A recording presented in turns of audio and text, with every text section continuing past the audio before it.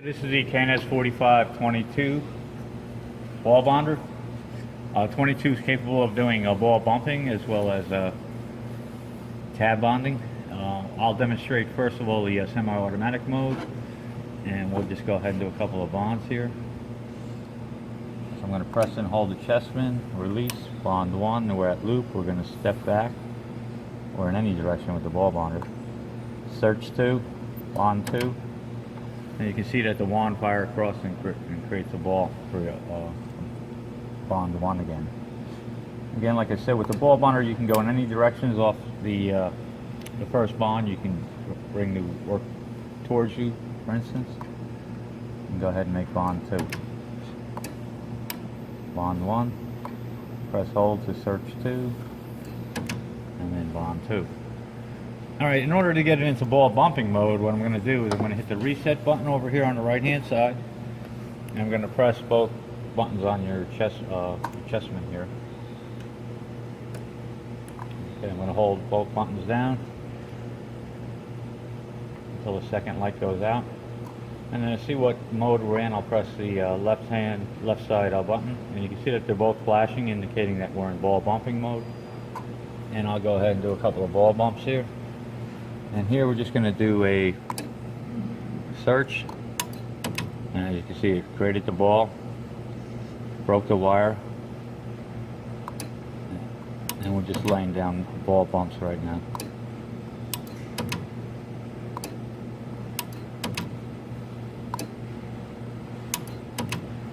Okay, so that's ball bumping.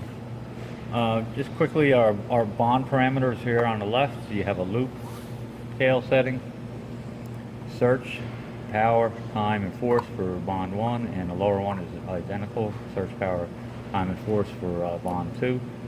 We have a test button here to make sure that your capillary is tuned. You can see that the US light turns on. We have a clamp open and close. Your clamps are above the capillary. Here's your capillary right here, the white tool. And this will open and close your clamps for you. Light on and off, that's for your area light. While I have it off, you can see that there's a green dot right here, that's your spotlight. So what you do there is you're going to create a go ahead and place a bond, and then you align your spotlight to the bond position, so that will indicate where you're going to make your bonds. Okay, I'll put the light back on. On the right hand side here we have our temperature controller. It's recommended you set to 150C for gold ball bumping and bonding. Over here you have a setup reset button, negative EFO, which is your NEFO button, on off.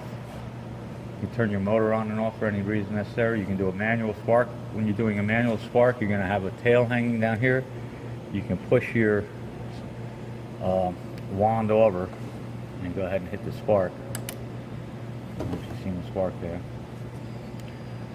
So what the negative EFO does is it checks for shorts and open. If the ball is not formed properly, if you have either a short or open, it will indicate here. You have a ball size setting here, and here's your semi-automatic manual mode. If you want to do manual mode, you're going to be using your manual lever here. And I'll go ahead and do a couple of, I think we're still in ball bumping mode. And as you can see, I'm using my manual to move the head up and down.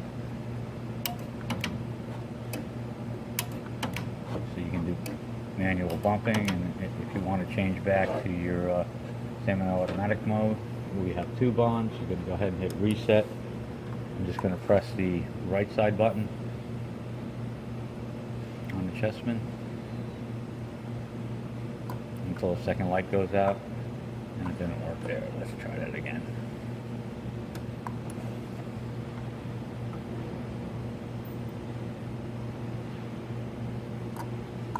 Alright, so now you can see just the first bond is flashing, so now we're in our typical 2 bond mode.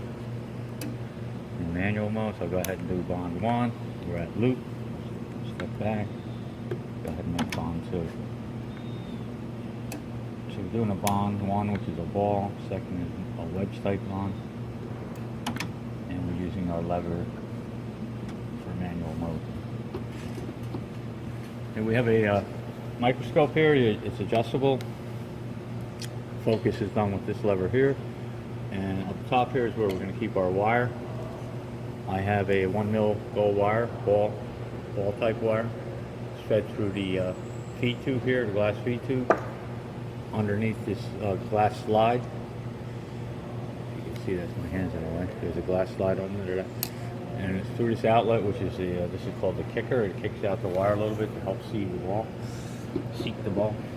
And it's going to go through your drag clamp here. You may want to come on this side here.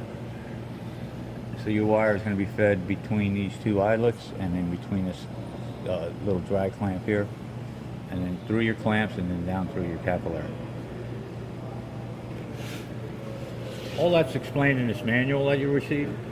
So everything that I covered here, all that information would be found here in this manual. You'll get a copy of.